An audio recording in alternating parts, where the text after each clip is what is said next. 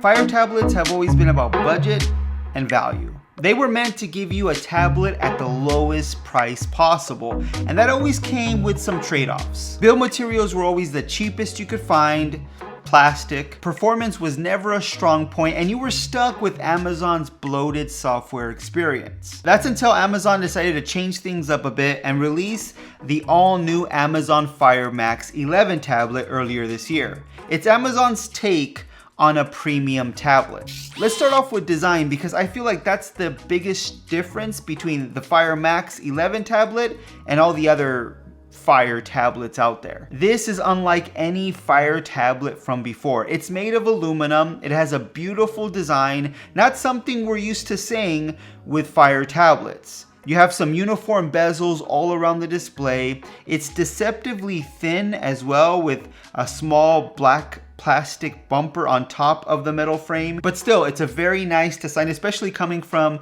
a company that you're used to just kind of cheap looking tablets. You have the Amazon logo right on the back, something that we're used to seeing on these tablets as well. You have a USB-C port on the right of the tablet, and it just feels like a premium tablet here. I'm impressed. It's clear that Amazon is capable of making some really nice looking hardware. But hardware aside, how does this tablet actually perform? Because that's another area that Fire tablets kind of struggled in. Performance just wasn't always there. You got a budget chipset in pretty much every single Fire tablet. Of course, the more you paid, the better the chipset inside that Fire tablet. But when it comes to the Fire Max 11, I can pleasantly say performance has been pretty good. Now, don't expect iPad or Galaxy tablet performance numbers here, but there are some nice improvements. You have an octa-core MediaTek processor inside with 4 gigabytes of RAM, which is still kind of low for an Android tablet, but for a budget tablet at this price point,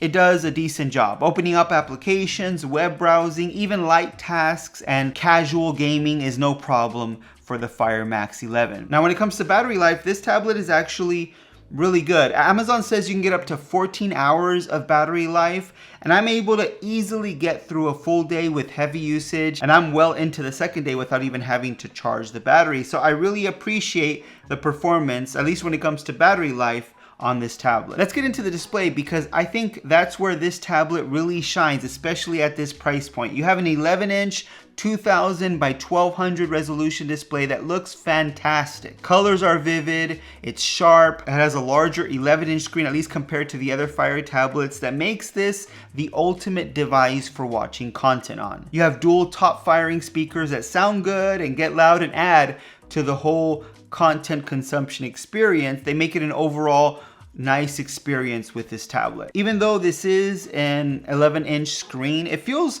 smaller than it really is, and that's due to the aspect ratio. You have a 5:3 aspect ratio that's different than something like the iPad. Because the aspect ratio is wider and thinner if you have it in portrait mode, it's perfect for watching content on. You won't have black bars on the bottom and top of any content you're watching because it fits most content that's out there. Very similar to something like the Galaxy tablet, and I actually prefer this aspect ratio on a tablet over something like the iPads that, yes, is great for multitasking and doing other tasks, but for watching content, you're wasting a lot of space on the iPad. But now that we've talked about some of the great things about the Fire Max 11, let's talk about some of the issues. And the main issue that I continue to have with all Fire tablets, and it's been the same for years now, is Fire OS. Amazon's operating system on top of Android that just kind of makes the whole experience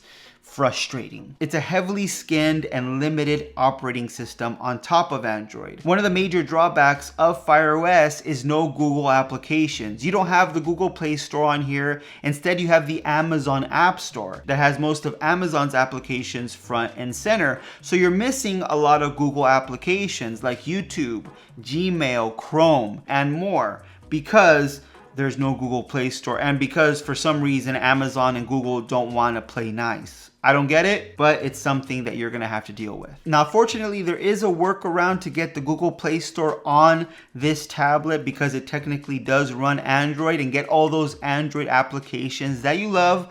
I made a video on how to do it. I'll link it to this video so you can check it out, but it's something extra that you have to do just to get the basic everyday applications that you want to use on your Android tablet. If you choose to just stick with what Amazon gives you on the Amazon App Store, you do have plenty of applications to choose from.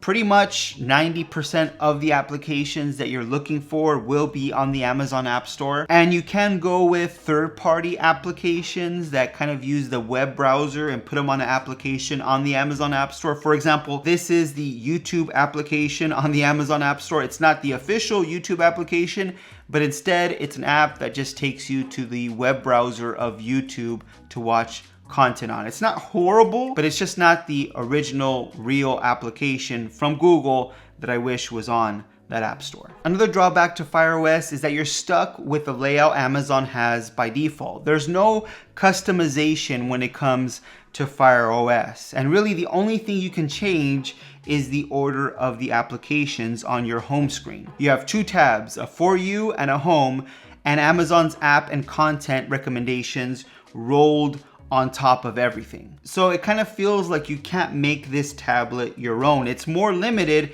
than something like the iPad, which Apple was always known for kind of limiting customization. Well, Amazon is taking that to another level with the Fire OS tablets. Amazon also wants you to think of the Fire Max 11 not only as a tablet to watch content on, but also as a productivity machine. They sell an optional keyboard case and stylus, and they show it off using Microsoft Word and Excel. And while yes, this tablet can definitely handle simple tasks like word processing, Fire OS just doesn't make this something you want to use to get all that work done. Multitasking can be kind of clunky on this tablet, and not all applications work with multitasking. And like I mentioned before, there isn't much customization on this tablet to make it more productive or tailor it to how you want to get work done and make it as easy as possible for the user. You also have two storage options, 64 and 128 gigabytes. And you also have expandable storage up to 1 terabyte, which is really nice that Amazon continues to add that option on their Fire tablets. The cameras on here are nothing special, but don't blame Amazon for not focusing on the cameras because it's a tablet. These cameras are for document scanning and video calls, and that's pretty much it. And for those things, these cameras are just fine. You also have a fingerprint sensor built into the power button, which is really nice to see on a Fire tablet at this price point. And it works really well. It's pretty consistent and quick. I didn't have any complaints when it came to the fingerprint sensor. But by far, what makes this tablet a must try is the price tag. At $230, this is by far the most expensive Fire tablet Amazon has ever sold. But for $230, you're getting a solid all-around tablet. Not only that, but Amazon constantly has their tablets on sale. So you could easily get this tablet for under $200. In fact, it's almost hard not to get these Fire tablets on sale. You're getting great build quality, nice display, solid performance, and all of that makes this a fantastic option for anyone that just needs a regular tablet for regular tablet things. It's more than $100 cheaper than the base iPad, and it does most of what you need a tablet to do. I wouldn't purchase this tablet to get real work done, but for web browsing, watching content, doing regular tablet things, this tablet is more than capable, especially for the price tag. And other than dealing with Fire OS, you should be happy with what this tablet has to offer. I'll leave a link to the Amazon Fire tablet in the description below so you can check it out for yourself and let me know what you think. Are you considering buying a Fire tablet? Amazon, like I said, is always having Fire tablets on sale. In fact, at the making of this video, they have their Fire tablets, including the Fire Max 11, on sale for less than $200. So check it out with the link below and let me know what you think. If you like this video, please give it a thumbs up. If you want to see more videos just like this one on tech news, reviews, and opinions, make sure you're subscribed to the channel. Hit that notification bell so you don't miss any of our new videos, and I'll see you on the next one.